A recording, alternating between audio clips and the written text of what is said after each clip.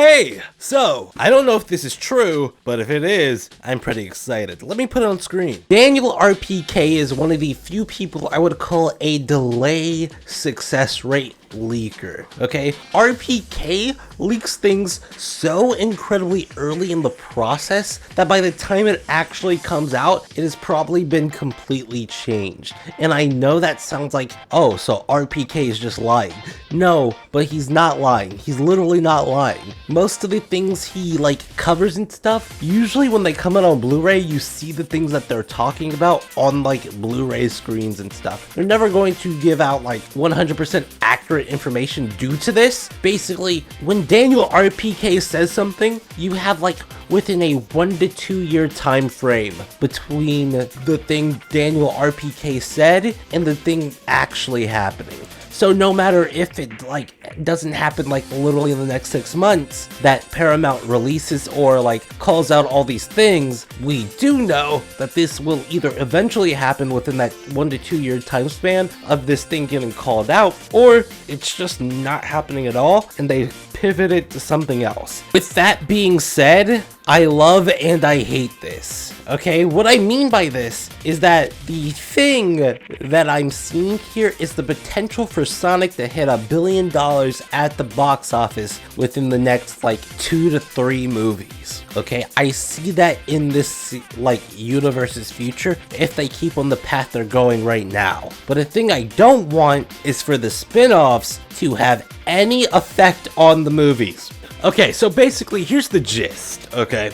When you have a TV show that's about 6 to 8 hours long, or even 6 to 4 hours long, that takes time in order for, 1, you to have your character fully developed, and 2, for your character to have a full journey. And then, if that journey affects the movies, well then you're gonna have a problem there, mostly because, well, you have to watch this 6 to 8 hour show in order to understand this hour movie that isn't even actually connected to the movie at hand. So it's oh, you're seeing this character's development here just to be told that character had that development in a TV show by one of your friends who didn't even actually watched it and just got all their stuff from a YouTube video heavy spoilers or something like that.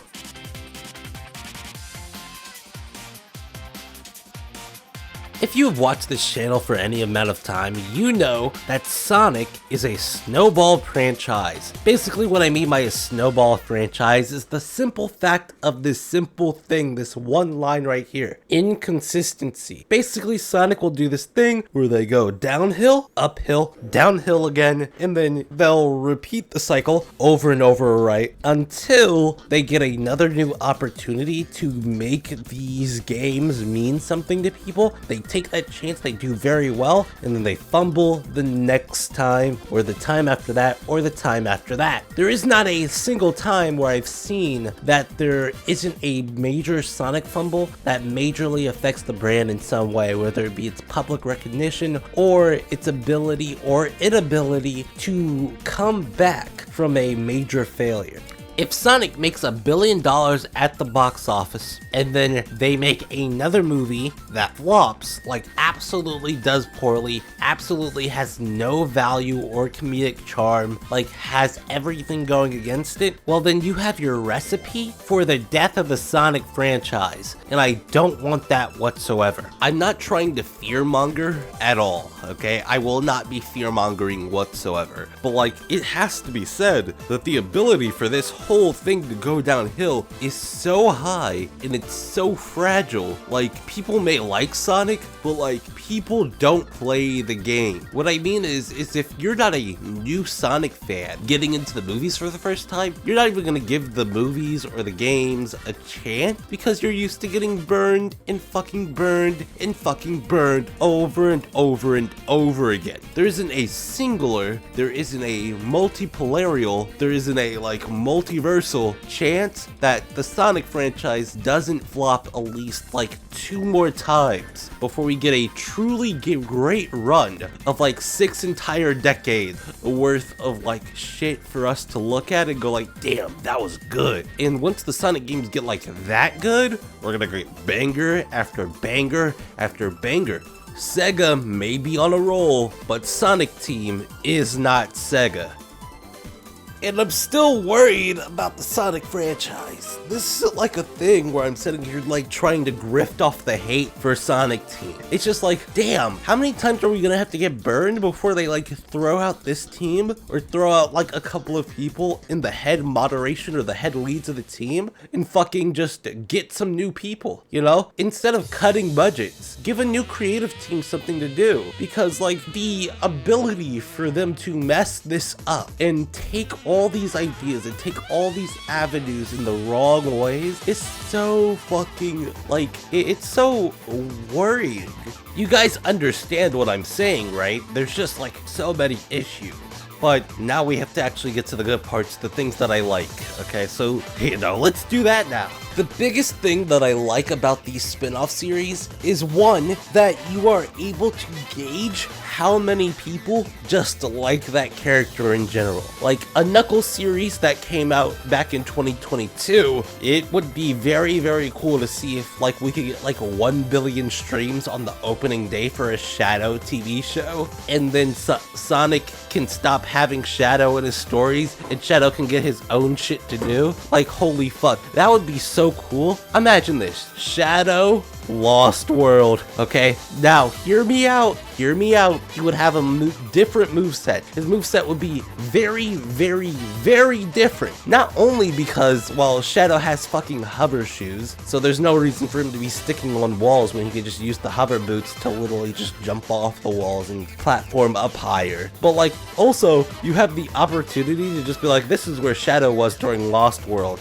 and stuff like that. Because if you want Shadow to be like a static character like Sonic, you're just going to have him go through his changes and then you're going to have him stay the same. Or instead of doing that, you could just go back, so like Shadow is still like growing in the current timeline and stuff, but like have all the parts where he doesn't grow, just show off what he's doing during those times. So everything from like Sonic 06 to Sonic X Shadow Generations, you could just show that off and like be like, oh hey, there are so many things that happened here that you just didn't see because Sonic wasn't there for that, and it was like super important and like life destroying for many people. And it was kind of crazy. Like, there are so many cool things that I just want to see Shadow do. All right, I want to see Shadow blow up people. I want to see Shadow literally just stick his hand through a person's chest and rip its heart out. Okay, that might be a little dark, but you get what I'm saying, bro. There are so many tones and stuff you can go with Shadow.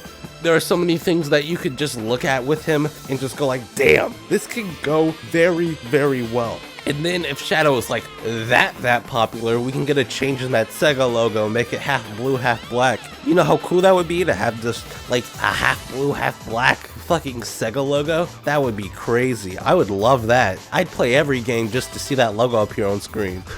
That would go hard.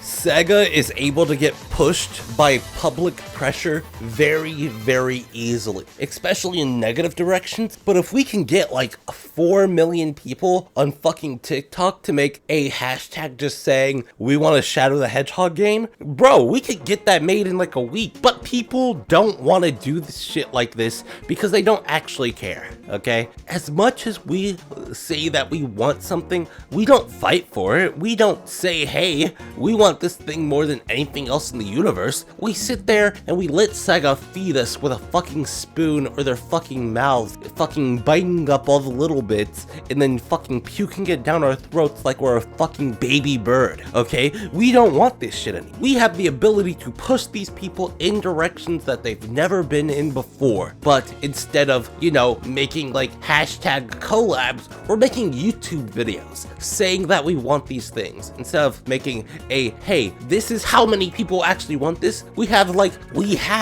400,000 people watch a YouTube video and only like 4% of them comment, you know? I say this a lot, okay? Well, say this a lot personally to people I talk to in real life, but Sonic the Hedgehog is not a franchise that changes based on how many likes you get and how many fucking things you get in the comment section. If there's 400,000 people who watch a video and you only get 100,000 to say, hey, I agree with this, and then, oh, the rest of them are like, we don't want this, yeah, you're not gonna ever get that idea because there's a whole bunch of people arguing that it shouldn't even exist in the first place. You shouldn't even had that done in the first place.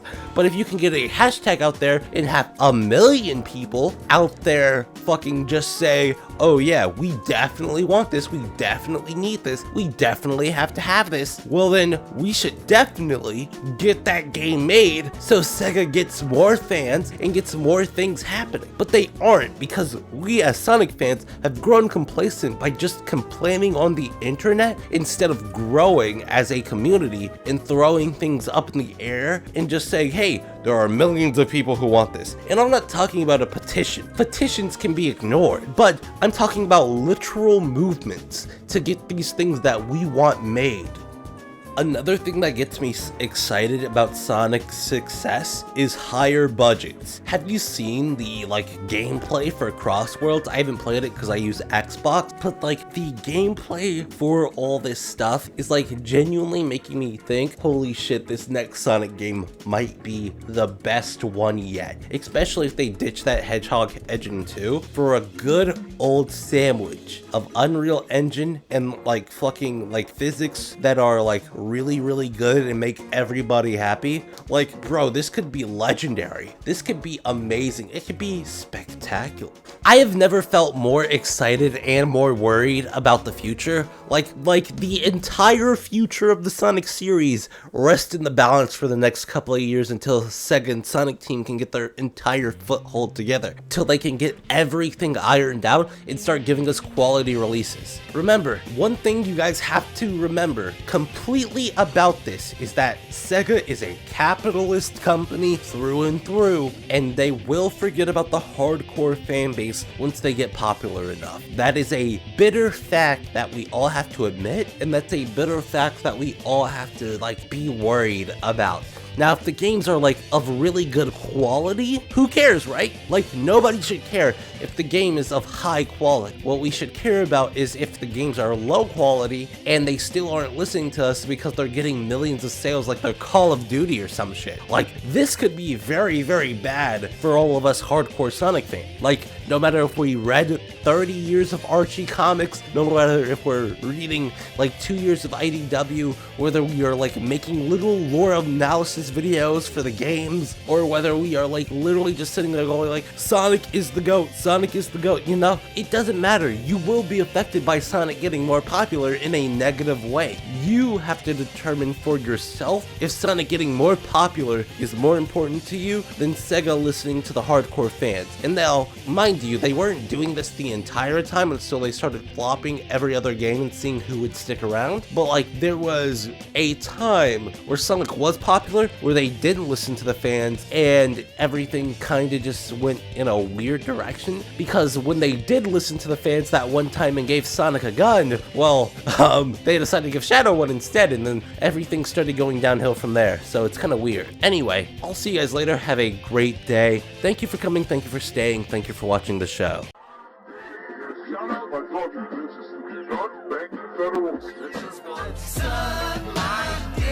Put your nose up in these bridges. Let's see a deep throat, 0.5 inches. Yeah. I stuck my fingers in. You were high heroin. Are you now remembering?